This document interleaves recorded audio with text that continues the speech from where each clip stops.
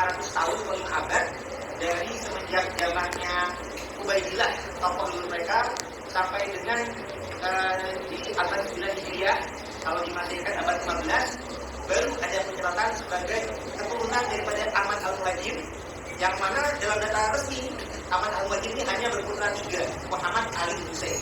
Nah ini ada kemudian disambungkan kepada nasab Ahmad bin Isa Al-Basri, Firman Nakib bin Ali Raidi bin Jafar Sodi bin Al-Basri bin Ali Sarabidin bin Imam Hussein bin Ali bin Abi Thalib, yang menikah dengan Siti Fatimah Zahra bin Muhammad sallallahu alaihi wasallam. Ahmad bin Isanya betul nasabnya, tapi Ubaidillahnya ini yang nanti menjadi kajian oleh Imam Sulaiman dan alhamdulillah menjadi pencerahan bagi kita semua. Nah, namun demikian permasalahan kitab ini saja sebenarnya hanya dari salah satu faktor. Dari faktor lain, kalangan Bahlawi zaman itu juga ada kekurangan dari kesaksian isbat nasab dari nakib internasional. Nah, kalau mereka mengklaim sebagai turunan Rasulullah dari jalur Yaman, yang mana Ahmad Al-Muhajir ini indah daripada Irak, semestinya mereka juga diakui oleh nakib Irak dan juga nakib internasional lainnya. Karena selama Ziyad Al-Bait ini ada jaringan asosiasi nakibnya yang ada dari Maroko, Libanon, Irak, Iran, Mesir, dan lain-lain. Nah, semestinya kalau mereka konfirmasi nasabnya, harusnya juga ada kesaksian tersebut. Tapi ternyata tidak ada. Itu yang kedua. Jadi kalau khidmat, baru dari satu faktor masalah kitabnya, ada unsur-unsur riwayat. Yang kedua, kurangnya isbat kesaksian nasab. Yang ketiga, di zaman now, zaman canggih, sudah ada penelitian tes DNA.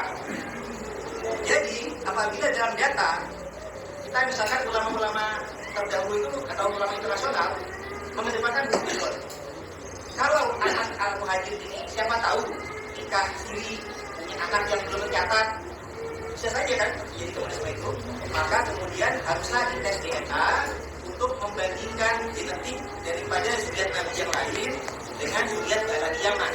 Nah, ternyata meskipun di Indonesia ini Habib belum ada yang menyatakan sudah, tapi ternyata di kalangan internasional sudah ada kalangan Bahlawi Yaman yang melakukan tes DNA. Dan ternyata, mohon maaf sekali, data genetik mereka tidak sinkron dengan data zuriat Nabi lainnya. Karena model algoritmnya berbeda dan belum ditemukan juga SNP mutasi genetik baik ke Hasani maupun Al-Husaini. Kalau haplogrupnya yang terbukti tercover dengan Bani Hasyim yang lain haruslah berhaplogrup D1. Nah, sedangkan haplogrup mereka adalah J.